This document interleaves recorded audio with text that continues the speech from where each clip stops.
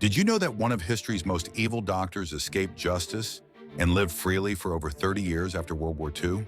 Josef Mengele was called the Angel of Death at Auschwitz concentration camp. He performed sick medical experiments on twins and children. He injected dye into their eyes to change the color. He sewed twins together to create conjoined twins. He removed organs without painkillers. When the war ended, Mengele fled to South America. While the world searched for him, he was hiding in plain sight in Argentina and Brazil. He even continued his twisted research on twins in remote villages. The manhunt for Mengele became one of the biggest in history. Nazi hunters spent decades tracking him. They came close many times but always missed him. He changed his name and got help from local governments who protected him.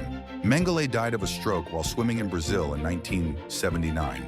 He was never caught, never faced trial, never paid for the torture of thousands of innocent children. The Angel of Death cheated justice until his final breath.